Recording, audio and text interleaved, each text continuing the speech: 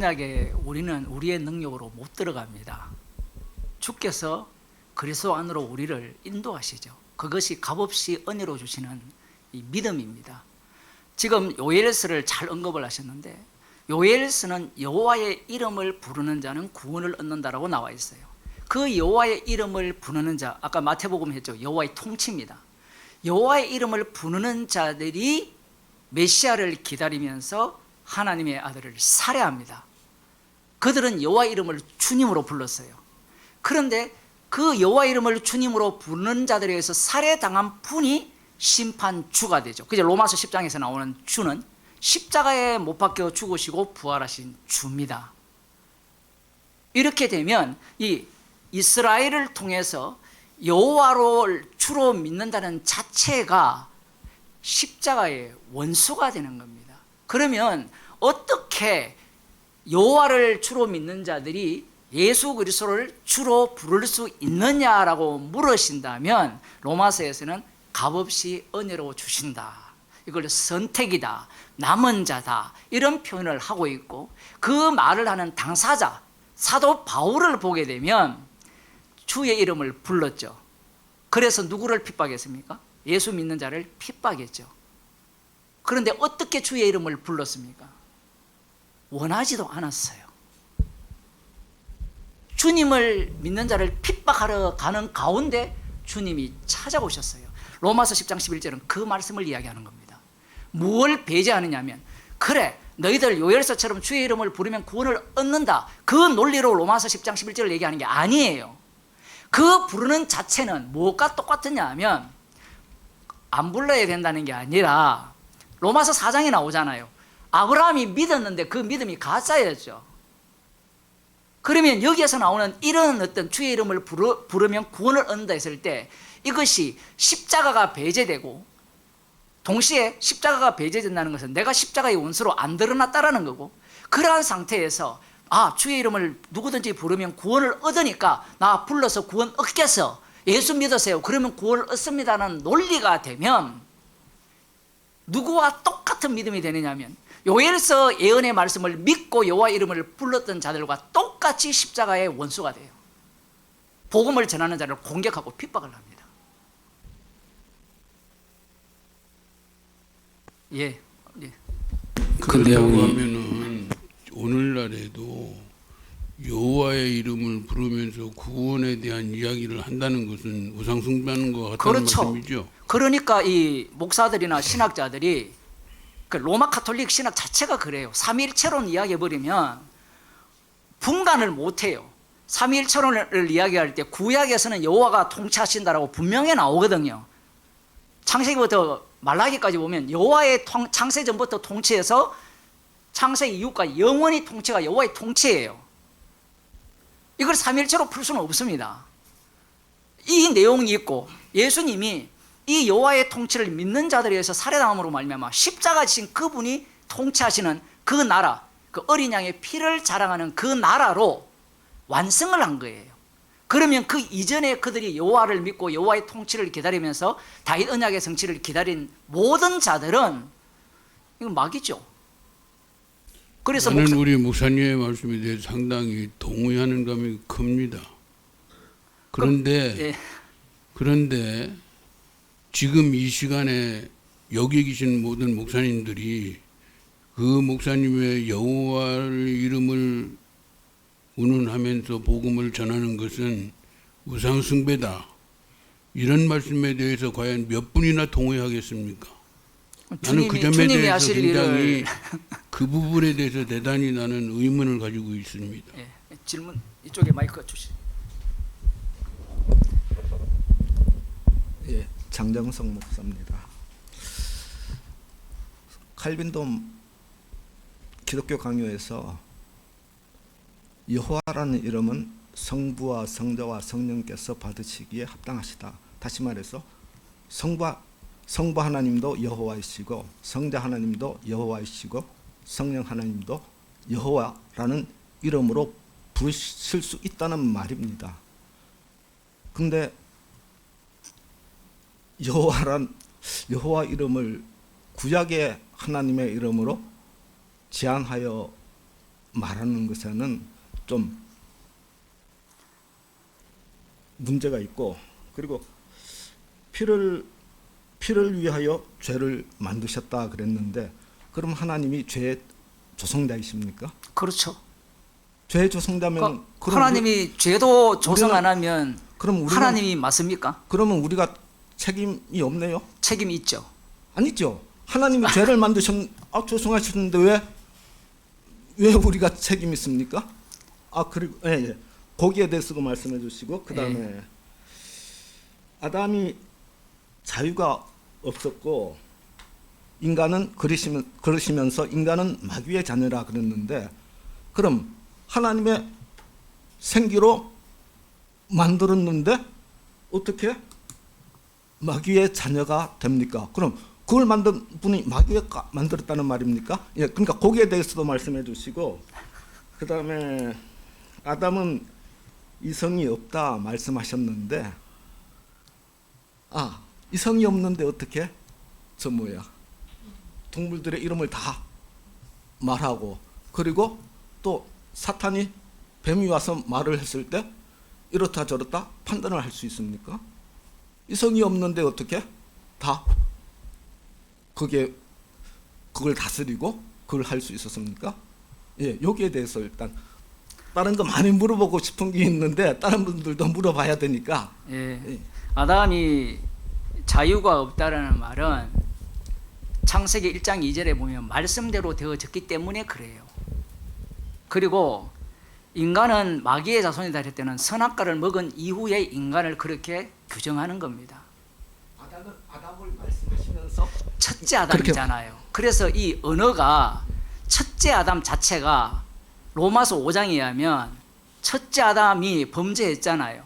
이 자체를 요한복음 8장에서 너희 아비가 마귀라고 하잖아요. 말씀을 하실 때는 아담이 자유가 없다 하시면서 왜 인간이 마귀의 자녀이니까 이렇게 말씀을 하셨어요. 그 이야기는 어떤 의미로 말씀을 드리느냐 하면 선악과를 먹기 전이나 먹은 이후나 자유가 없어요. 그리고 한 가지만 예. 더 추가하겠습니다. 예. 웨스트민스터 1장 처음을 말씀하시면서 사람이 하나님을 영화롭게 하는 것과 이거를 그 이름을 영원히 즐거워하는 것이다. 예. 그거를 웨슬레가 말하는 그러한 의미로 얘기하셨는데, 저는 웨슬레 제 얘기를 조금 더 들어보세요. 그러면은 우리가 이 말은 사람이 하나님께 영광을 돌릴 수 없다는 말씀이신데, 그러면은 우리가 거듭나기 전에는 우리가 전적 부패, 전적 타락해서 그런 의미가 이해가 되는데, 거듭난 후에도 제가 보기에는 그 웨스트민스터 1장 1절 말씀이 우리가 거듭난 후에 하나님을 영광을 돌리기 위해서 살아가야 된다고 그렇게 이해를 하고 있는데, 그러면 거듭난 후에도 이걸 할 수 없다고 하면은 거듭난 후에도 전적 타락의 상태에 놓여 있냐, 그런 의미로 해석하셨느냐? 예, 거기에 대해서. 그 첫 번째 질문이 성부도 여호와고 성자도 여호와고 성령이 여호와다 했을 때는 칼빈이 성경을 몰라서 그래요. 웃으실 수도 할 수 없고요. 왜냐하면 창세기를 보면 원래 엘로힘으로 등장을 합니다. 그러면서 모세가 여호와 이름으로 기록을 해요. 그런데 여호와 이름은 출애굽기에 가서 처음으로 하나님이 알려주는 이름입니다. 그런데 창세기 5장입니까? 거기 보면 셋의 후손들이 여호와의 이름을 불러요. 그러면 이 여호와의 이름과 출애굽기에서 이름을 알려주신 여호와가 동일하냐 동일하지 않느냐, 이제 이 문제가 관건인데, 처음 불렀을 때 그 이름은 엉터리 이름이죠. 왜냐하면 엘이라는 이 용어는 이방 나라도 다 쓰는 용어였습니다. 모든 인간들이 다 쓰는 용어인데, 이제 그 창세기 지난번에 제가 여호와 이름에 대해서 한번 설명을 했는데, 하나님이죠.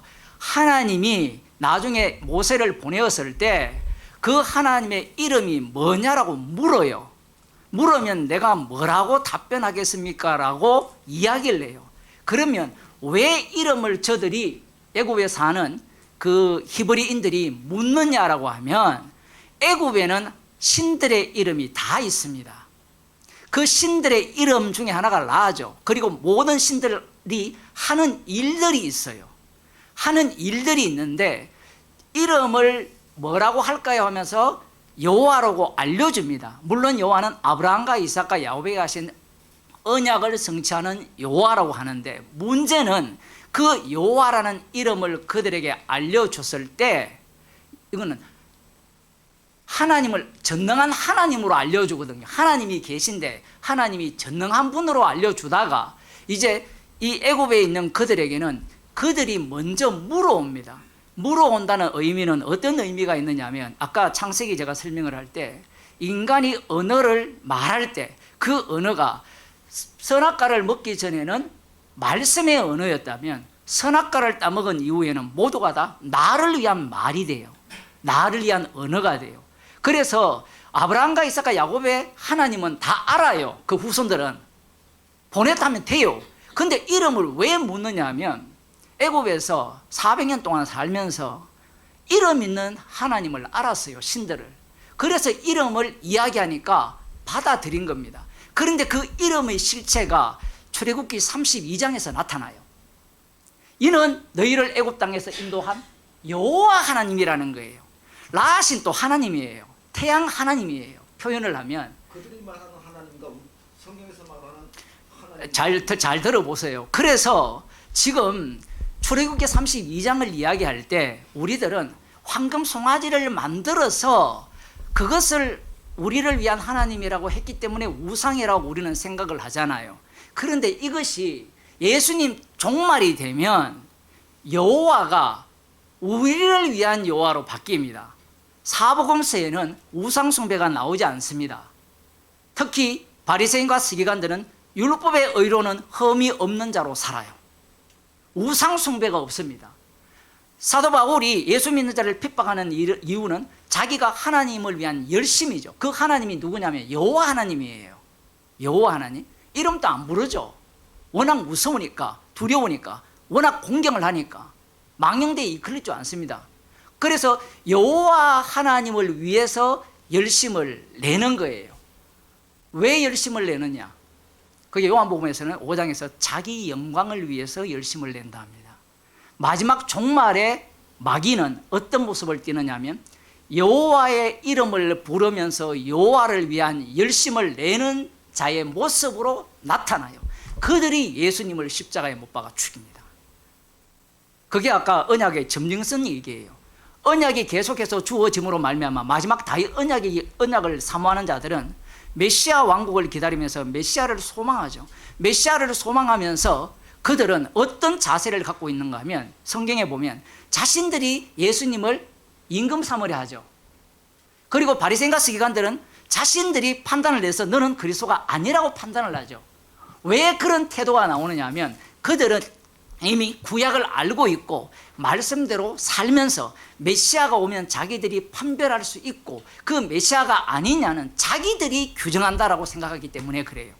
그들이 누구를 믿었냐면 여호와 하나님을 믿었던 겁니다. 여호와 하나님을. 그들이 예수님을 살해해요. 그래서 구약에는 여호와의 이름으로 오시는 분이여 라고 되어 있는데 신약에는 주의 이름으로 다 바꿔버리죠. 물론 70인경의 영향이다 뭐 이런 얘기를 하는데 왜 바꾸느냐 하면 그 여호와 이름으로 오시는 분이 하나님이 누구를 통해서 자기를 계시합니까? 마지막에 아들을 통해서 계시하죠.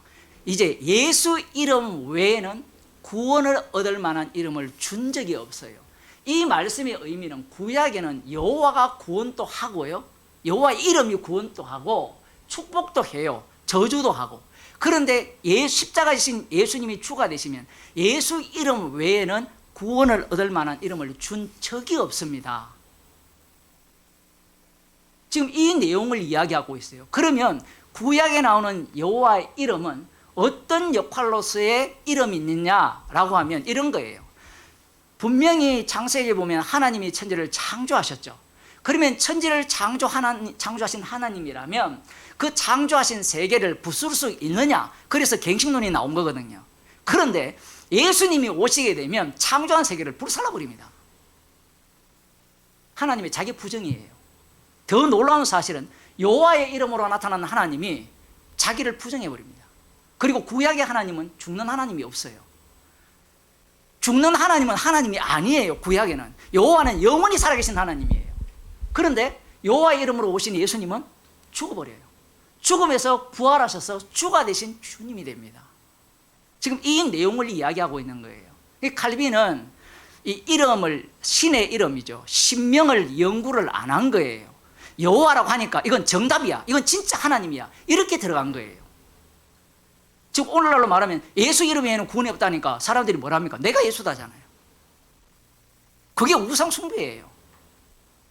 그러니 잘 보세요. 그때 지난번에 안 들으셨는데 만군의 여호와도 마찬가지죠. 만군의 여호와 이름은 언제 처음 등장합니까? 사무엘상 1장에 한나에 의해서 처음 등장해요. 근데 만군의 여호와는 전쟁하는 하나님이거든요. 근데 그 전쟁하는 하나님이 누구를 먼저 박살냅니까?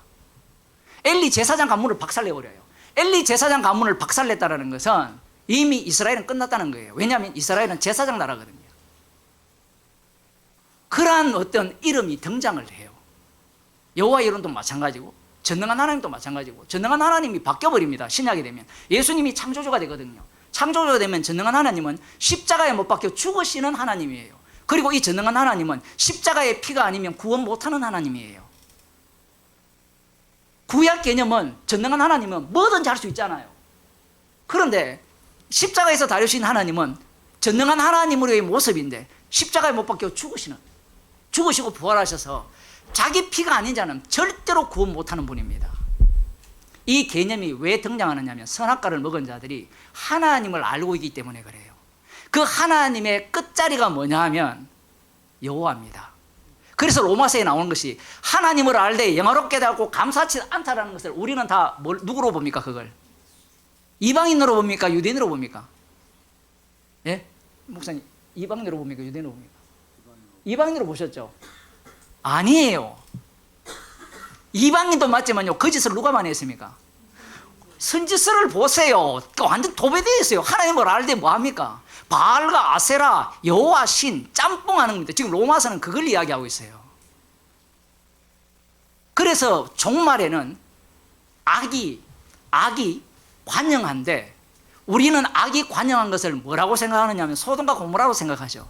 근데 예수님은 이렇게 말씀하셨어요. 복음을 전했는데 가버나움이 안 받아들이니까 그들의 악함이 누구보다 더하다? 소돔과 고모라보다 더하다 해요. 복음을 안 받는 자체가 소돔과 고모라보다 더하다는 거예요. 그럼 복음을 왜 안 받냐면 저들은 누구를 믿어요? 여호와 하나님을 믿어요. 예수님은 지금 여호와의 이름으로 오셔서 죄인을 부르러 오셨는데 저들은 여호와 하나님을 믿으니까 자기들이 의인이죠. 의인이니까 자기들을 위한 메시아를 고대하고 있는 겁니다. 그러니까 예수님을 믿을 이유가 없는 거예요. 마지막 악은 여호와 하나님만을 섬기면서 율법의 의로는 흠이 없는 자의 모습이 악마의 모습이에요. 다니엘 예언에 의하면 짐승이 바벨론, 메데파사, 알렉산드리아, 로마 제국이죠. 근데 로마 제국 안에 누가 있습니까? 포로로 잡힌 남은 자 유대인들이 있죠. 그 유대인들을 향해서 요한복음 8장에서는 너희 아비가 마귀라고 해요. 짐승의 실체는 누구냐? 남은 자 유대인입니다. 그 남은 자 유대인은 어떤 신앙을 갖고 있느냐 할 때는 여호와 하나님만 섬깁니다. 다른 신을 섬기지 않아요. 여러분들이 성전 청결 그걸 볼 때 성전이 지저분했다, 그들이 뭐 엉망으로 했다, 돈벌이 했다, 아니에요. 예수님이 말씀하신 거예요. 그 본문을 자세히 보세요. 율법대로 한 거예요. 율법에 이자를 얼마를 남기라 이게 없어요. 이문을 얼마를 남기라가 없어요. 그런데 예수님이 오심으로 말미암아 성전에서 제사 드리는 자체가 뭐냐면 장사꾼이라는 얘기예요. 이건 사람들이 예수님이 오셨다는 자체가 성전에서 율법대로 제사 드리는 자체가 장사꾼이라는 거예요. 왜? 제사장들이 자기를 위해서 하거든요. 물론 그 역사적 배경으로 들어가면 돈 주고 사는 제사장들이잖아요. 그런데 예수님은 너희들이 족보를 따지지 않습니다. 돈 주고 샀든 너희들이 어떻게 되었든 그걸 절대로 언급하지 않죠. 여러분 그런 거 궁금하지 않습니까? 안 언급해요. 왜 언급하지 않느냐 하면 주님의 말씀은 그들이 죄 가운데서 말씀하기 때문에 그래요. 원래 악하기 때문에. 그리고 누가 가장 악마적이냐면 사도 바울이 고백을 하잖아요. 율법의 의로는 흠이 없는 이 모습. 이 모습이 가장 악마적이에요. 소지된 집 있잖아요. 귀신이 돌아다니다가 어디로 갈까 못 찾아다가 돌아보니까 깨끗하게 청소가 되어 있어요. 그들이 누구냐면 바리새인과 서기관입니다. 대제사장이 바로 그 위치에 있죠. 공회원들의 앞잡이로서 예수님을 십자가에 못 박아 죽이는 그 짓을 하는 거예요. 그게 짐승입니다. 그러니까 우리가 생각하는 짐승 개념과 달라요. 그래서 마태복음 27장을 보시면요, 거짓 증인들을 통해서 예수님을 죽이려고 합니다. 그런데 거짓 증인에 대해서 실패를 해요. 그래서 대제사장이 하나님의 이름을 두고 맹세하게 하노니 네가 하나님의 아들이냐 물어요. 그러니까 인자가 구름을 타고 올 것을 본다라고 해버리니까 그 인자라는 그 인물은 진짜 하나님의 아들이에요. 다윗의 자손을 이야기하는 게 아니에요. 그래서 신성 모독했다라는 그 증인들이 됩니다. 자기들이 대제사장을 비롯한 공회원들이 신명기의 증인이죠. 여호와의 이름을 모독한 자는 죽여라 되어 있거든요. 그래서 그들은 율법에 따라 죽여버립니다. 요게 바로 악이라는 거예요. 그래서 뭐 로이드 존스가 그런 얘기를 잘했죠. 가장 악마적인 인간들이 바리새인같이 말씀대로 사는 인간이라 하잖아요. 예. 여호와가 우리가 믿는 성부, 성자, 성령 그 하나님하고 다른 분이에요? 다르죠. 다른 분이에요? 다르죠. 왜냐하면 하나님이 계시고, 자신이 나 스스로 있는 자고. 자 보세요. 그러니까 하나님이 계시고 하나님이 여호와의 이름으로 이스라엘 가운데 동행을 해요. 성전에 보면 솔로몬 기도를 보면 성전에 분명히 여호와의 이름이 있잖아요. 근데 성전을 향해 기도하면 하늘에서 들으시고 죄를 용서해 달라고 하죠. 사람들은 여기에 주목을 안 해요. 예수님이 여호와의 이름으로 오시잖아요. 주의 이름으로 오시게 되면 예수님을 통해서 아버지가 증거가 되죠. 구약에는 여호와를 통해서 참 하나님이 증거돼요. 그래서 구약에서 뭐라고 표현하냐면 하나님은 숨어 계시는 하나님이라고 이야기해요. 숨어 계시는 하나님은 여호와를 통해서 나타나고 그 숨어 계신 하나님은 실제로 예수님을 통해서 딱 드러나니까 진짜 성령을 받지 않고는 알 수 없는 하나님이 되어버렸어요. 그래서 칼빈을 뭐 그렇게 주장한 걸 뭐 어떻게 할 수 없지만 이 성경 전체를 볼 때 칼빈은 성경을 어떻게 봤느냐 하면 제가 알기로는 사전을 펴잖아요. 사전을 펴고 나열한 걸 뽑아내요. 정리를 합니다. 조직신학의 한계예요. 그래서 조직신학을 할 때는 뽑아내는 것은 좋아요. 그러나 이 역사성을 갖고 뽑아내야 돼요. 그러면 여기에서 옳다는 말이 이쪽에서는 틀려요. 예를 들면 제사 드리면 죄 용서된다고 분명히 얘기했는데 시편에서는 제사 드려도 안 받는다 해요. 번제와 제물을 받지 않는다 해버려요. 이 두 요소가 공존하는 이유가 뭐냐 하면 인간들은 계속해서 답을 찾아내는 겁니다. 이런 식으로 주님이 일을 하시기 때문에 아까 칼빈의 그런 논리는 이 복음과 맞지 않고요. 그 다음 이제 마지막에 뭘 질문하셨습니까? 피를 위해서 죄를 만드는. 예, 이거 피를 위해서 죄를 조성하죠. 그 시편 51편입니까? 거기 보면 다윗이 어떤 오해를 했느냐 하면 다윗이 율법을 잘 알잖아요. 아까 목사님 말씀하셨다시피 주야로 묵상하는 자가 다윗이에요. 주야로 묵상했는데 우리아의 아내를 범했어요. 지난번에도 한번 강의할 때 그런 얘기를 했는데 인간의 자율권이 있느냐? 있다라고 하는 거예요. 자유의지가. 제가 그 분한테 화가 나는 게 뭐냐 하면 공개는 누가 줍니까? 여러분이 지금 여기 오실 때 주님이 이거 보세요. 전적 하나님이 주권 이야기하는 거 하나도 안 믿는 거예요. 주권을 믿으면요 자율권 없어요. 가라면 가고 오면 오는 거예요. 다윗이 율법을 빠삭하게 외웠어요. 그런데 목욕하는 여인을 보고 그 여인이 탐이 났어요. 어떻게 율법을 주야로 묵상하는 자가 그럴 수 있느냐? 여러분 어떻습니까? 이거 한번 해석해 보세요.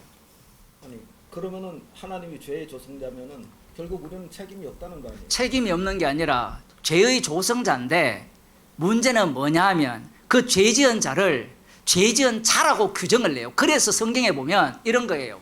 로마서 11장에 모든 사람을 불순종 가운데 가두어 두셨다고 했잖아요. 자, 그 답변입니다.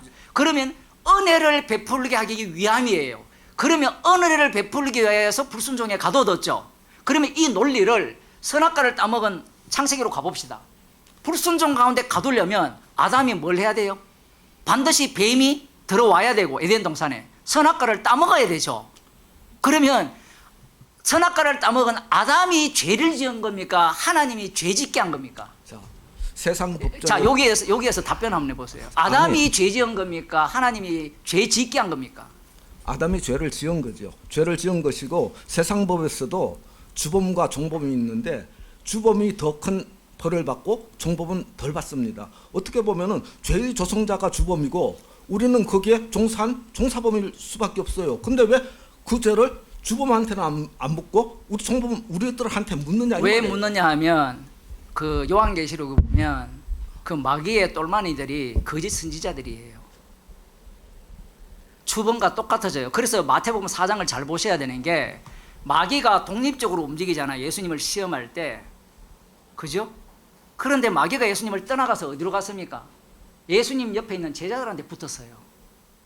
그래서 그 베드로가 하나님의 일을 생각지 하고 사람의 일을 생각한 거예요. 사단의 일을 한 겁니다. 그래서 예수님이 사단아 물러가라고 한 거예요. 이렇게 말씀하신 이유는 인간의 모든 하는 일이 사단이 일어나는 거예요. 선악과를 먹은 이후에. 그리고 지금 딜레마가 뭐냐면요. 아니면 마리교입니까? 조라스교입니까? 죄와 죄 짓는 악이 따로 있고 그다음 이제 선하는 신이 따로 있다라는 게 조라스교거든요. 그 기독교가 딜레마에 빠져버린 겁니다. 이 영향을 받았어요. 하나님은요 죽이기도 하시고 살리기도 하시고요 어둠도 지으시고 밝음도 지으십니다. 그러면 아까 목사님이 답변하셨잖아요. 그러면 아담이 죄를 지었습니까? 하나님이 짓게 했습니까? 성경에는요 둘 다를 다 이야기해요. 그때마다 달라요. 왜? 성경은 십자가 지신 주님의 피공로를 자랑케 하기 위해서 기록되기 때문에 그래요. 아니요, 질문을 제가 지금 사무엘하 좀 마이크를 좀 꺼주셔야 돼요. 여기서 얘기할 때. 예. 됐어요. 꺼주시고.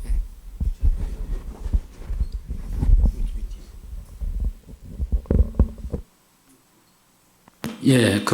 이 내용은 죄를 조성하는 자냐 이렇게 된다면은 사무엘하 24장에 인구조사를 합니다. 다윗이 인구조사를 하는 것은 지금 죄를 범하고 있는 거예요. 왜냐하면 자기의 왕적 통치가 자기를 드러내는 거기 때문에. 근데 나중에 보면 하나님이 인구조사를 하게 했다라는 또 구절이 나온단 말이죠. 이게 이제 서로 두 가지가 나오죠. 두 가지가 나올 때 한쪽은 사단이 격동했다고 하고 한쪽은 하나님이 하셨다. 요 부분 지금 우리 목사님이 질문하는 내용하고 겹치는 이런 내용들이 성경에 많이 나옵니다. 그러니까 죄를 조성하는가, 죄를 또 하나님이 우리 주님은 사단도 하나님이 부리는 거잖아요. 하나님을 위하여. 종이죠. 사단도 주님을 위한 종이에요. 피조물이란 말이죠. 피조물이라고 마귀는 하나님을 증언하지 않는 것이 아니고 같이 증언하는 예수 그리스도 드러내는 피조물이란 말이죠. 그런 개념으로 우리가 출발하면 되는 건데 우리 개혁신학에 그러죠. 하나님이 어떻게 죄를 조성할 수 있느냐. 그 거룩하신 분이 죄라는 것도 전혀 상관없는 분이 어떻게 죄를 이제 이렇게 우리는 그동안 알고 왔기 때문에 이런 접근 자체가 우리 성경을 전체를 보고 보니까 들여다 보니까 죄를 지을 수 있는 것 같이 조성을 하는 것 같기도 하고 말릴 수 있는데 왜 그걸 내버려 뒀을까? 그럼 하나님은 우리를 사랑하지 않는 건가? 이런 생각을 하게 된단 말이죠. 근데 궁극적으로 보니까 죄를 짓는 것이 잘 보세요.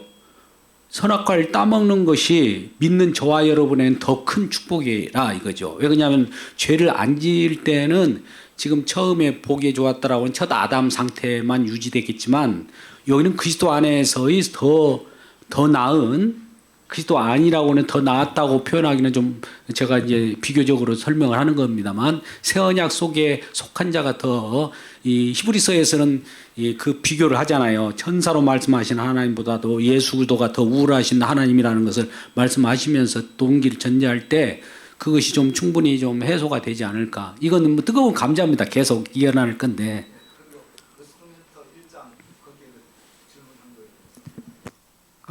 저는 뭐 웨슬레 이 문제보다도 하나님의 이 거듭났다 안 났다 했을 때 거듭나면요 하나님께 영광을 돌리는 게 아니라 사도 바울처럼 십자가 외에는 자랑할 것이 없다라고 해야 돼요. 하나님께 영광을 돌리는 개념과 십자가를 자랑하는 것은 달라요. 하나님 동일하게 본다면 예를 들어 저도 그렇게 해석을 하거든요. 하나님을 영화롭게 하고 즐거워하려면 그 내용은 실체가 뭐냐면 십자가 외에는 자랑할 것이 없어야 된다라는 거예요. 그러면 날마다 주님께서 우리를 죽이는 방식으로 십자가 사건 속으로 이끌게 되고 그러면 우리는 십자가 앞에서 주님의 피를 자랑케 하기 위해서 죄인으로 드러나는 현장이 됨으로 말미암아 하나님께 영광을 돌리죠. 그런데 그 1장에 나오는 그 얘기가 우리가 갖고 있는 그 해석을 보면 십자가 중심이 아닌 걸로 알고 있어요. 제가 알기로는. 제가 그 SFC를 했거든요. 간사도 하고. 그러면 하나님의 영광이라 할 때 그 당시에 모든 사람이 어떻게 살아야 되느냐를 이야기를 했어요. 바르게 살아야 되고 말씀대로 살아야 되고 말은 틀린 게 아니에요. 바르게 말씀대로 산다는 것은 십자가만 자랑한다는 거거든요. 그런데 상대를 보게 되면 십자가를 자랑하려면 죄인이 되어야 되는데 사람들이 원하는 것은 성도가 이 땅에서 빛이 되어야 되고 한동안 유행했잖아요. 빛으로 소금으로 살아야 된다. 이런 논리가 이게 횡행했기 때문에 그래요. 목사님이 만일에 제가 말씀드린 것과 동일하게 이해하신다면 뭐 저도 그거는 뭐 동감이고요. 그러나 현재 펴져 있는 상황에서는 하나님을 영화롭게 하고 즐거워한다는 의미가 십자가 피만을 자랑하자 이런 취지가 아닌 걸로 알고 있어요. 예, 그러면 뭐 저랑 똑같네요. 예, 기존에 이제 우리 왜 그러냐면은 기존 신학이 좋은 상품을 우리가 예수 믿고 의인 돼 가지고 요런 모습을 하나님 앞에 내어 보일 때 하나님께 영광이 되지 않느냐 이런 것을 항상 가지고 있거든요. 근데 아까 이제 예수님께서도 우리 말씀하시기를 예수님을 영화롭게 하셔서 아버지께 영화가 된다고 하거든요. 직접 우리가 하나님께 영광을 돌리는 것은 다른 방법이 아니고 예수님께서 내가 길이요 진리요 생명이니 나로 말미암고는 아버지께 못 온다고 하듯이 모든 것은 예수님을 통해서가 이야기돼야 돼요. 왜? 아버지 하나님은 예수를 통해서 예수로 계시를 했기 때문에 우리 계시 영을 받았잖아요. 예수로만 알지 하나님 아버지를 계시 영 빼버리고 내가 하나님 앞으로 쫓아가려고 하는 것이 유대 신앙이고 그런 건데, 그러니까 성령을 받은 그리스도 영을 받은 사람은 예수에 대한 얘기를 하는 이 자체가 예수가 아버지라고 부르는 하나라고 부르는 아버지라고 부르는 아버지도 아버지라 부를 수 있는 거죠. 그런데 이것과는 상관없이 아까 이제 죽는 하나님, 죽지 않는 하나님 나오잖아요. 근데 우리 진정한 하나님은 이제 결과적으로 결론 나오면은 죽음에서 나옵니까? 죽지 않는 데서 나옵니까? 진짜 하나님은 십자가에 못 박혀 죽으시고 부활하신 분이죠. 네, 죽지 않으면 왜 우리 하나님이 안 될까요? 어떤 우리 주님을 위한 하나님도 죽으시고 부활하신 예수 그리스도의 아버지가 아닌 하나님은 다 우상이에요. 예, 그렇게 되는 것이죠. 그러니까 우리가 이 예수를 믿는다는 것은 지금 왜 예수님이 죽으셔야 되는가? 죽지 않으면 우리 죄가 탕감이 안 되잖아요. 그러면 우리는 영원한 영벌인데 또 그것도 하나의 우리의 의미 있는 말씀이지만은 이 예수께서 죽음으로부터 출발했다는 것은 우리의 모든 사고방식을 같이 죽자라는 거예요. 아까 가지고 유대교적 사고방식도 죽어야 되고 철학적인 사유도 죽어야 되고 이론도 죽어야 되고 조직신학도 죽어야 되고 쩍쩍쩍 하는 거 다 죽어야 됩니까? 예, 오늘 모든 것이 육이 있는 한 계속해서 나라는 것이 새롭게 생성이 돼요. 신기해요 이게. 죽이는 현장이 십자가로 못 박는 현장. 우리가 이제 이 갈라디아서 5장 24절 예수 그리스도의 사람들은 날마다 정과 욕심을 십자가에 못 박았느니라 그러잖아요. 예수의 사람들이니까. 그렇게도 표현을 하고 이미 십자가에 쭉 못 박게 있다라고도 표현하죠. 내가 십자가에 못 박으려고 되는 것이 아니라 성령이 임하여서 우리 날마다 십자가 가운데를 지나가게 되면 우리가 죄인으로 나오게 되고 그러한 우리들을 십자가에 못 박아 죄 때문에 십자가에 못 박았잖아요. 우리 주님이 그런 상황을 계속 재림 줄 때까지 이어지죠. 아까 발판될 때까지 내 우편에 앉아서 그렇죠. 할 때. 예. 그러면 그거 연결해 가지고 이게 마지막에 원리가 우리가 죄인이 될 때 십자가만 자랑을 해요. 정보를 전하는 게 아니에요. 복음이라는 것은 어린 양의 피공로를 자랑하기 때문에 상대가 공격을 하죠. 상대가 요구하는 것은 어린 양의 피가 아니에요. 우리끼리 잘 먹고 잘 사는 것, 아니면 하나님 같이 사는 그러한 모습을 호대하는 겁니다. 그래서 로마서 7장에 보면 공고한 자로 드러나기 때문에 십자가 피 외에는 우리 예수 그리스도로 말미암아 감사리로다. 우리 주 예수 그리스도라는 게 십자가 이야기거든요. 십자가 지신 분이 누구냐면 우리의 주님이 되시고 그리스도가 되시고 십자가에 못 박히신 예수가 된다는 거예요. 그걸 우리 주 예수 그리스도, 로마서에서는 주 예수 그리스도라는 용어가 엄청나게 많이 나와요. 이게 관용어가 아니에요. 그 내용 전체를 담고 있는 겁니다. 우리 성경에 이 킹제임스 버전 같은 경우는 이제 구약의 모든 여호와를 이 주로 다 번역해 놔 버렸거든요. 바꿔 놔 버렸거든요. 이제 물론 거기에서 주는 지금 십자가에 못 박힌 주와 그리스도의 주하고는 다른 그 악마적이에요. 그러니까 그 주 이름은 똑같은데 명칭은 똑같은데 아까 여호와의 이름의 기능으로 실제로 들어오신 분이 예수고 여호와라는 껍데기죠. 어떻게 보면 우상이라는 껍데기니까 사람들은 껍데기 가지고 살아가잖아요. 선악을 알게 나무 실과를 그걸 주로 다 바꿔버리면 구약을 보면서 죄가 안 나와요. 그럼 구약을 우리가 그러니까 죄가 안 나오면은 십자가의 피의 사랑을 알아야 되는데 언약이 안 되는 거고. 주로 다 바꿔버렸으니까. 뭐 믿기가 너무 쉽잖아요. 그런 식으로 믿기는 쉬운데 네. 천국까지는 못 가는 거죠. 그 흥미로운 거는 이게 이방인인 우리들이 복음을 안 이후에 로마서가 그거거든요. 구약으로 들어가기 시작하면 유대인이 된다는 겁니다. 이건 여러분이 잘 못 들어보셨을 거예요. 로마서에 그 얘기를 하는 거예요. 이방인들에게 왜 유대인들 이야기를 그렇게 심도 있게 이야기를 하느냐. 구약을 완전히 다 갖고 오거든요. 완전히 다 갖고 와요. 창세기부터 율법과 선지자를 다 갖고 옵니다. 로마서에 보면. 이방인들은 그거 알 필요 없잖아요. 그 얘기 왜 하느냐 하면 복음을 들은 이후에 이들이 행동하는 것이 어디로 흐르느냐 하면 유대교로 흘러요. 성령으로 시작했다가 육으로 마치는 자들이 등장을 합니다. 실제로 교회에서 드러나거든요. 그래서 제가 말씀드린 아까 마태복음 1장 1절 빼고 2절부터 16절까지를 유대인들의 해석법을 알아야 된다는 표현을 이렇게밖에 할 수 못해요. 그 내용을 모르면 우리가 하는 모든 믿음과 신앙생활이 예수님을 살해한 유대인처럼 됩니다. 그래서 오늘날 교회가 십자가 복음을 안 전하잖아요. 십자가를 전하다 보면 제가 죄인으로 이렇게 서야 되잖아요. 아직도 죄 타령, 죄인 타령하냐 이렇게 이제 핍박을 하지 않습니까? 그거에 대해서 답변해 보세요. 그건 그런 조롱을 들어야 되죠. 네, 조롱을 듣는 사도 것이 바울을 보게 되면 아마 오늘날 구원파들이나 이 개혁주의 교리를 신봉하는 자들은 병신 쪼다라고 할 겁니다. 왜냐하면 구원의 확신이 없어요. 사도 바울은 확신. 내가 복음을 전한 이후에 버림을 받을까 두려워한다. 예. 그래서 날마다 나를 친다. 네. 어떻습니까? 나는 죄인 중에 개수다.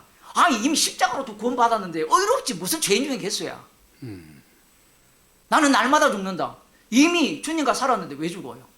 날마다 죽는다는 말은 이 의미를 잘 알아야 돼요. 날마다 죽는다는 말은 로마서 6장에 의하면 세례가 나오잖아요. 주님과 함께 죽고 다시 살림을 받는 게 반복된다는 거예요. 네. 근데 구원파들이나 교리를 믿는 자들은 그런 게 필요가 없어요. 반성뿐이에요. 반성. 뭐라고 하는가 하면 성화론의 문제가 그거거든요. 좀 노력하지. 어차피 안 되니까. 이건 뭐예요? 완전 장난이에요. 장난. 성화론 자체가. 어차피 우리는 못 지키고 예수님의 다 지키신 의가 우리한테 전가되었으니까 죽어서는 완전하게 된다. 그럼 성경 왜 봐요? 일단 성화론 문제는 나중에 또 한 번 더 공방하기로 하고요. 지금 십자가의 완료성이 이제 십자가의 효력이라는 것은 계속 미치고 있는 거예요. 한번 단회적 사건이지만 이 사건이 지금 반복된다는 것은 계속 지금 하나님 살아 역사하신다는 말하고 똑같거든요. 구약에 보면 유월절 사건은 단회였어요.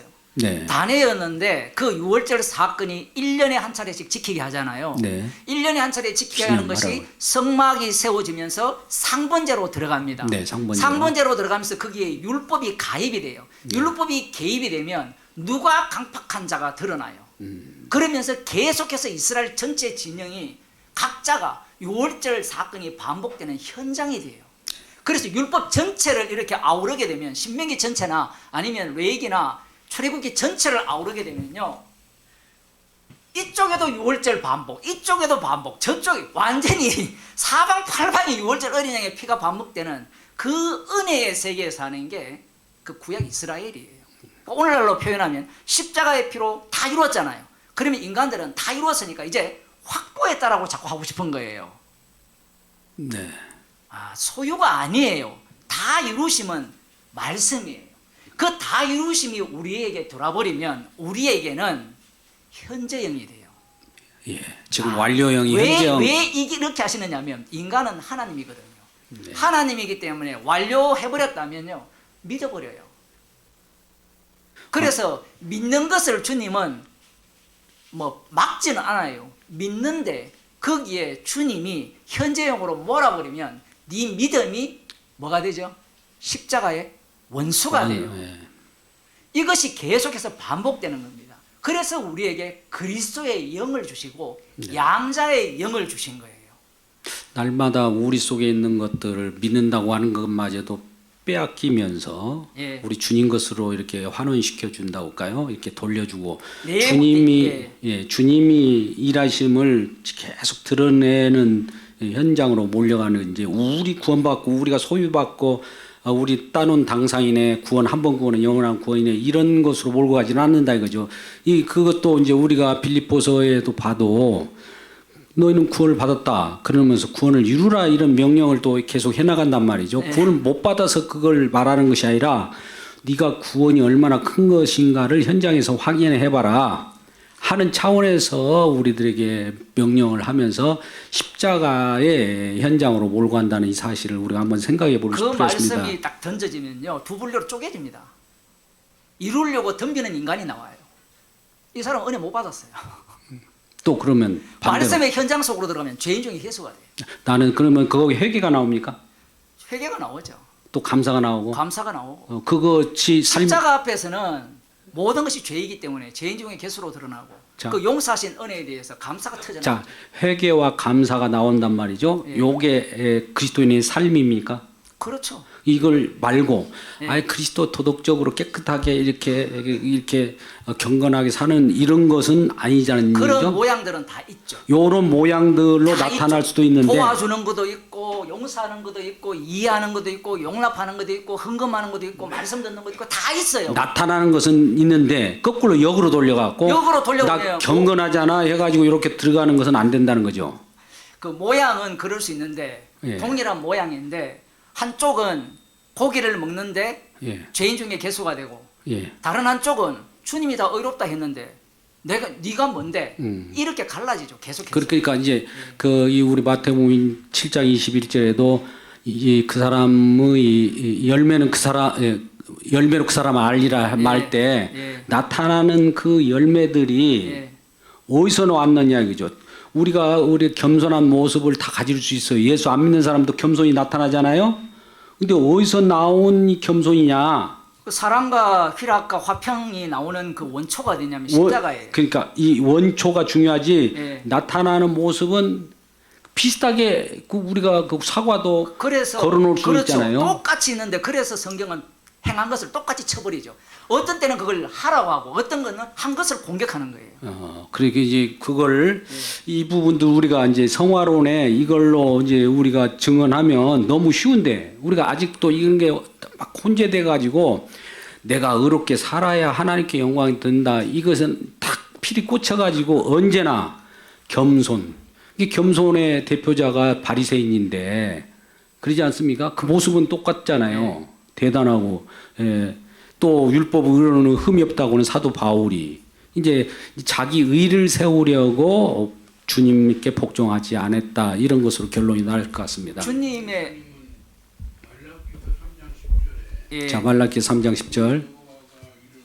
이르노라 11조 말씀하리 잘 나오네. 향부에 드려 나의 집에 양식 있게 해라. 이런 말씀 있잖아요. 예. 그러면 오늘날 11조를 해야 됩니까? 11조는 예수님이 완성자예요. 예수님이 11조가 되셨기 때문에 이제 성도는 어떤 인생을 사느냐 하면 성도는 11조를 먹었죠. 예수 그리스도가 11조라면서요. 그건 다 동의를 하시잖아요. 아, 이것도 동의 안 해요? 설명을 해야 됩니다. 아, 예수님께서 잘 보세요. 그 레인들이 그 히브리서에 나오거든요. 레인들이 태어나지 않을 때 아브라함이 멜기세덱에게 살레망 멜기세덱에 11조를 바쳤습니다. 그러면 11조 받은 당사자가 누구냐면 예수 그리스도예요. 멜기세덱의 반차를 따라서 예수님이 오셨잖아요. 그래서 예수님이 대제사장이라 하잖아요. 멜기세덱이 예수님이면은 멜기세덱이 삼위일체 하나님. 멜기세덱이 예수님이다가 아니고 이제 멜기세덱 멜기세덱의 반차를 따라서 계열을 예수님이 따라서 오셨고 예. 멜기세덱은 시작도 없고 끝이 없다라고 해요. 예. 그 내용을 히브리서에서 얘기를 하고 있고 멜기세덱이 11조를 받았는데 예수님이 멜기세덱 레인의 반차를 따르지도 않았고 그렇지 않죠. 내가 받았다 그래서 내 제자들이나 내 아들들이 받은 게 아니잖아요. 지금 성경에서 그러니까 반차를 따라서 한다. 레이가 아직 나지도 않았잖아요. 아직도 나지도 않았는데 아브라함이 11조를 누구한테 바쳤습니까? 히브리서에 나오잖아요. 멜기세덱에게 바쳤잖아요. 그 바친 거 그것은 예수 그리스도. 아 잠깐만요. 자, 이제 잠깐. 예수 그리스도 저 아브라함이 자, 그 11조를 바쳤다는 것을 잠깐만요. 여기 정리합시다. 아브라함이 이 허리에 이제 레이가 있어요. 그 아브라함이 바친 것은 아브라함 후손으로 오실 그 레이 자손들도 속에 있기 때문에 바친 것으로 지금 이어가는 것이죠.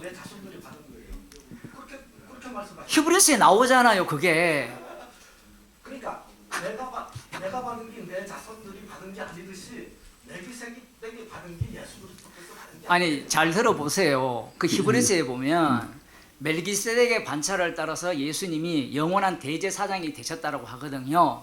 그러면 잘 들어보세요. 구약에는 대제사장이 뭘 받습니까? 11조에 11조를 받죠. 레인들의 11조를 받아서 그 11조를 대제사장에게 합니다. 그러면 이 대제사장들이 아브라함의 후손이잖아요. 아론 계통이. 그러면 아브라함이 멜기세덱에게 11조를 드렸죠. 그러면 대제사장 아론이 멜기세덱에게 11조를 바친 게 돼요. 그러면 뭐 비웃어도 할 수 없습니다. 그러면 11조를 받은 당사자가 멜기세덱의 반차를 따라오신 예수 그리스도가 되는 겁니다. 그런 식으로 추론을 하게 되면은 성경 추론이 아니라 히브리서에 나오는 거예요. 예수님이 대제사장 그러니까 좀 들어. 지금 뭐냐면은 여호와의 이름을 부르면은 우상숭배라고 이야기하고. 자, 일단 11조 이 문제. 11조 얘기부터 할게요. 그래서 중간에 끊지 마시고 되는 얘기는 또 멜기세덱으로 올라간단 말이에요. 잘 들어보세요. 멜기세덱이 11조를 받았기 때문에 멜기세덱 11조를 그러면은 받았듯이 그러면 멜기세덱 그러면 예수님이 아니 반차를 따른다는 의미는 멜기세덱 계열을 따르는 거 이것은 시작도 없고 끝이 없고 예수님이 하늘로부터 오셨잖아요. 그것을 미리 보여주는 멜기세덱이었고 그러면 아브라함이 누구한테 11조를 바친 게 됐냐 하면 아브라함이 예수님께 바친 게 돼요. 그런데 여기에서 다시 성경은 거꾸로 돌아가죠. 레위기에 보면 민수기에 보면 아니 세상 사람들은 도저히 이해가 안 돼. 아니 내가 받은 게 왜 내 아들이 받은 게 되냐고요. 지금 그렇게 말씀하시는 히브리서에 나오잖아요. 아니죠. 그러니까 그 말씀이 예수님이 받으셨다는 말씀이 아니라는 말이에요. 예. 그러면 그러면 제가 질문을 할게요. 구약에 성경이 내게 대해서 전한다가 나옵니까 안 나옵니까? 율법과 선지자가 예수님을 전한다고 나옵니까 안 나옵니까? 구약에는 안 나오죠. 구약에 안 나오죠. 그러면 왜 그렇게 말합니까?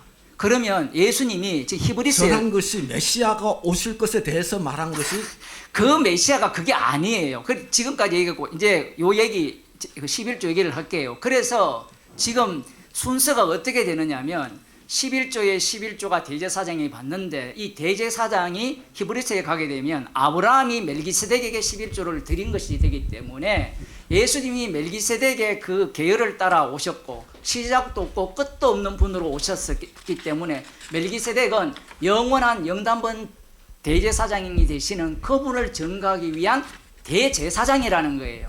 그래서 대제사장이 11조를 받았다. 제가 이 얘기를 하니까 여기에 동의를 못 하잖아요. 성경에 보면 대제사장은 11조를 받는 자입니다. 그런데 중요한 것은 여기에서 이것이 순서가 앞뒤로 갑니다. 대제사장이 11조를 받은 자로서 누구한테 11조를 드립니까? 예수님께 드리고 예수님께 드려서 이 대제사장이 뭐가 되죠? 희생물이 되죠. 희생물. 11조 받은 최종 대제사장은 희생물이 돼요. 그게 도피성 제도에서 드러납니다. 이것까지 연결시키면 지금 일단요, 그래서 자, 잠깐요. 여기 결론 내놓고 여기 말씀에 대해서 답변이 충분히 순수성이 결여되어 있다. 일괄성이 없다. 제가 보기에는 수렁한 거예요. 구전율법에 해당되는 건데 예. 그때 당시에 지금으로부터 4,000년 전에 얘기합니다. 예. 단위적인 그 한 번의 기부금 형태를 준 것을 가지고 오늘날에도 적용을 한다. 히브리서를 잠깐만요. 그 얘기 아니에요. 지금 여기 질문하고는 결이 다른 질문하시네. 잠깐만요. 제가 정리할게요. 저 들은 것이 아니라 기회를 드릴게요. 일단은 우리 목사님이 질문한 것에 대해서 멜기세덱 반차를 쫓아오는 예수님께 어떻게 아브라함이 11조를 드릴 수 있느냐 이런 질문에 대한 답변인데 히브리서를 통해서 지금 말씀하셨고 그러면 지금 이제 결론을 이 포인트를 여기까지 해놓고 이제 목사님의 말씀 드려야 되는데 그 11조가 지금 현재 유지해야 합니까 말해야 됩니까 지금 그 질문을 하려고 할 거예요. 네. 그죠? 그 질문을 그러면 일단 그거 하고 나서 이제 그 옛 언약과 새 언약에 대한 말씀을 하시면서 우리에게 친절하게 설명을 해주셨는데 11조는 옛 언약에 속한 거란 말이죠. 그리고 멜기세덱에게 11조를 줬단 말은 11조를 줬단 말도 없어요. 10의 1이에요. 그리고 그때 당시에 멜기세덱에게 했던 아브라함의 것이 정당화되려고 하면은 그때 당시에 아브라함이 했던 할례제도도 있었고 또 형수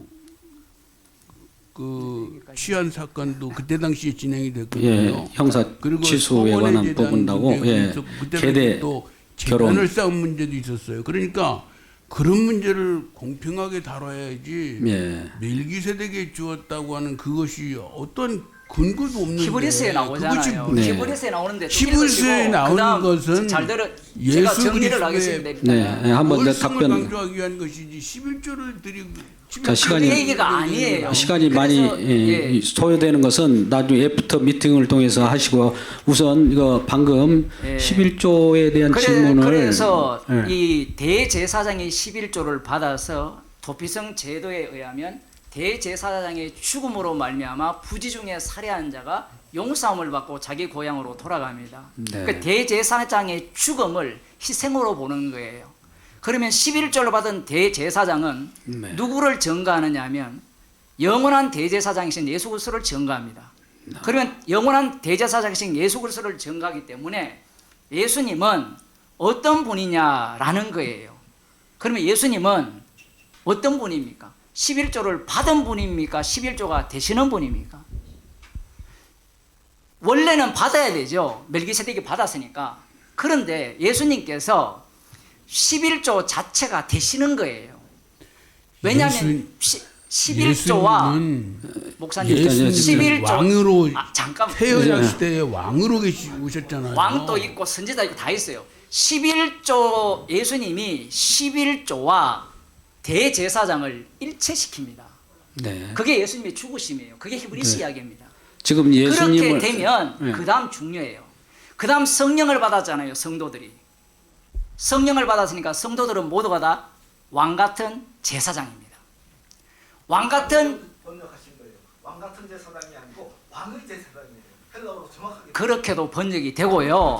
왕의 제사장도 되고요. 같다는 단어가 헬라어 없어요. 알아요. 왕의 제사장이든, 왜냐하면 왕 같은 제사장 표현이 가능한 이유가 너희가 영원히 왕 노릇한다 했습니다. 그래서 그 왕 노릇의 문제, 그 의미가 저도 알아요. 그건 베드로 계속 여기저기가 아니라 추론해가고 추론이 아니고요. 그래서 성령을 네. 받게 된 히브리스의 그 성도들을 보게 되면 예. 죽으라고 해요. 죽는 자가 누구냐 하면 구약에는 제사장들이에요. 그래서 영원한 제사장이신 예수님께서 11조가 되시면서 대제사장이 11조를 받는다는 것은 대제사장이 보여주는 기능을 하는 거예요. 희생물이 되는 겁니다. 영단번 제물이 되는 거예요. 그래서 예수님이 11조로 완성을 해버리면 11조를 해야 되느냐 말아야 되느냐는 질문 자체가 성립이 안 돼요.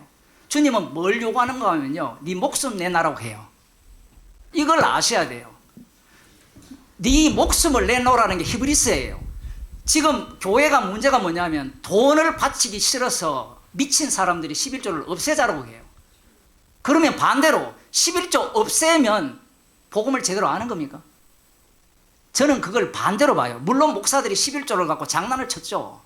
돈벌이하고. 아니 조금 11조 전에는 일단 조금 전에는 지금 문제가 뭐냐면 11조 여호와의 이름을 부르는 자는 구원을 받는다고 하는 말이 맞는 말이냐 들린 말이냐 그것은 잘못된 말이라고 하지 않았어요. 그런데 여기 말라기에서는 만군의 여호와가 이른다 이렇게 말씀하잖아요. 그 만군의 여호와가 만군의 신약으로 여호와의 이름으로 말하는 것이 어떻게 참된 구약의 여호와의 이름이 돈 신약에는 앞에는 뭐 그 구원 문제보다도 돈이 더 앞섭니다. 목사님 자, 이건 좀 이따 그 네. 부분은 이 미팅이 필요해요. 그러니까 왜냐하면 여기서 다 할 수 없고. 말라기와 세례 요한 증거와 예수님의 증거가 그 언어를 다 비교를 해야 돼요. 지금 목사님은 그걸 다 비교하지 않고 막 갖고 오기 때문에 예수님께서 주 예수 그리스도께서 왕으로 이 땅에 통치를 하실 때는 네. 예수님은 이 땅 위에 섬김을 받으러 오신 게 아니고 섬기러 왔다 오셨고 예, 섬기러 자기 왔다고. 목숨을 대속물로 주려한다 하셨잖아요. 근데 방금 그 얘기잖아요. 예수님이 11조를 받습니까?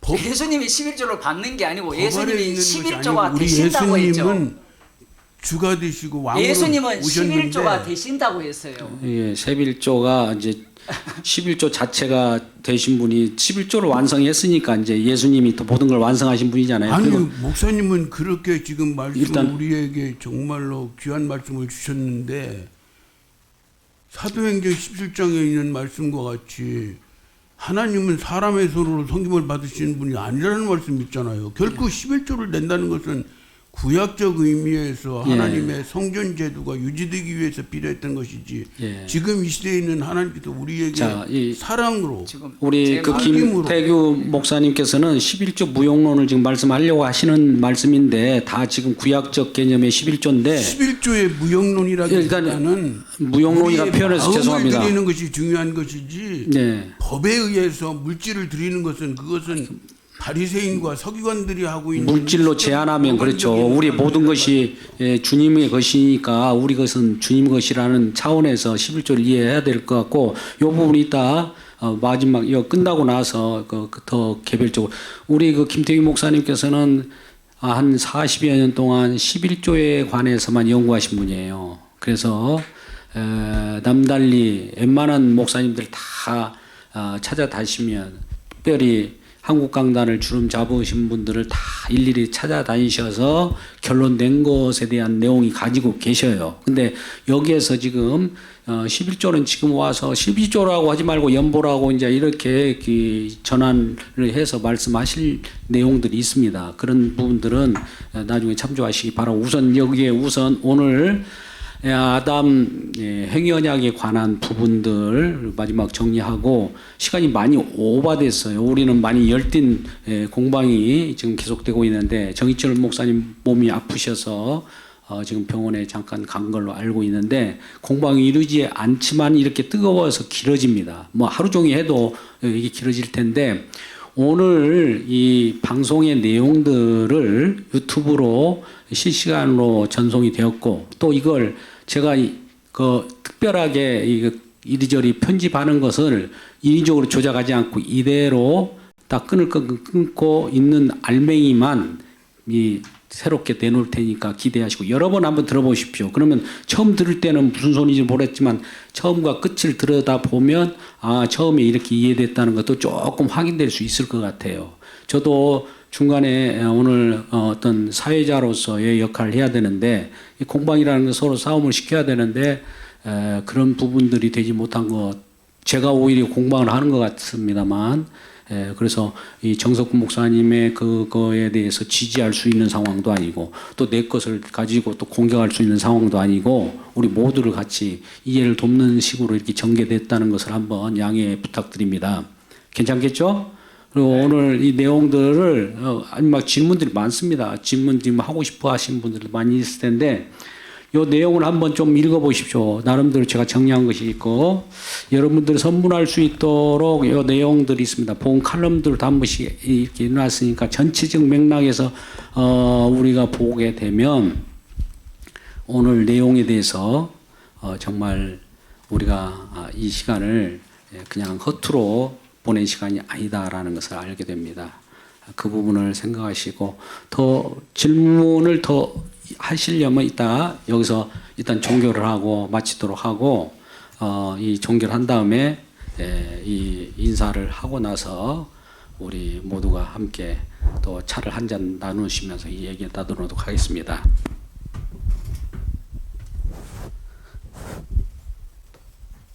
자, 마무리에 마지막 한 말씀 하시고 1분 내로 좀 말씀하시고 마치도록 하죠. 제가 말씀을 하겠습니다만 우리 정석훈 목사님 이렇게 많이 공방에 이렇게 했는데 아쉽죠. 또 서로 이렇게 계속 해야 되는데 일단은 오늘 남다른 공방을 벌이면서 느꼈던 것들을 한마디 한 1분 정도 뭐 복음 설명할 필요는 없고 일단 저는 우리 목사님들이 정말 말씀을 이렇게 깊이 있게 연구를 하셨으면 좋겠습니다.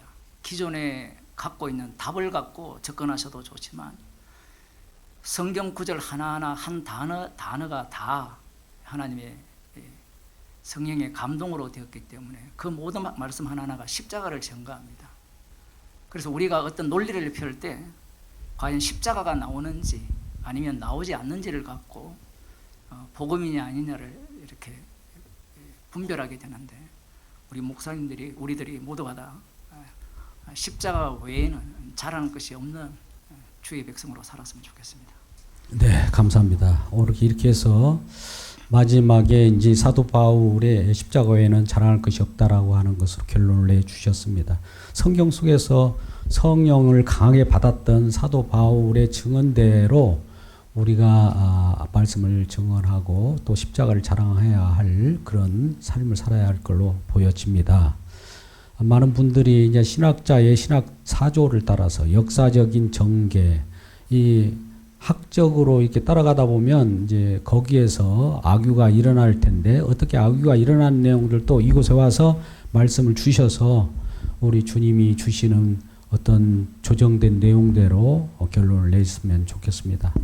오늘 늦게까지 이와 같이 이곳에 오셔서 공방을 벌여주시는 우리 두 정석훈 목사님, 정희철 목사님께 감사드리고 또 함께 참여해 주신 우리 목사님 오늘 같이 질문해 주셔서 감사하고 답은 다 얻어드릴 수는 없지만 시작이니까 이 시작을 하다 보면 또 답을 얻을 수 있어요. 우리가 아까 답을 얻는 것이 우리는 복음을 증거하는 내용은 아니지만 그럼에도 불구하고 궁금증은 어느 정도 해소되었을 수도 있다 이런 생각을 갖습니다. 우리 공방 토론을 관람하시고 또 시청해 주신 우리 시청자 여러분들 또 온라인으로 유튜브로 지금 보고 계신 모든 분들께 감사 인사를 말씀드리면서 진정 이 나라 이 민족 속에 우리 주님이 생명의 역사를 이뤄갈 수 있도록 우리도 이곳저곳에서 정말 핍박을 받으며 박해를 받으며 외면당하면서 복음을 증언하는 자들이 많이 있다는 사실을 기억하고 너무 힘들어하지 마시고 우리 주님께서 행하신 일들을 기뻐하고 받아들이며 힘을 내시는 우리 모두가 되기를 주님의 이름으로 축복합니다. 기도하겠습니다. 아버지 하나님 감사합니다. 오늘 또 뜨거운 공방이 계속되어 왔습니다. 정말 하나도 놓칠 수 없고 또 우리의 가지고 있는 본성들이 그대로 노출되는 모습을 보았습니다. 그러나 하나님 우리를 지켜주셔서 오늘도 무사하게 공방 토론회를 마치게 하시면 감사합니다. 특별히 정희철 목사님 건강이 여의치 않습니다.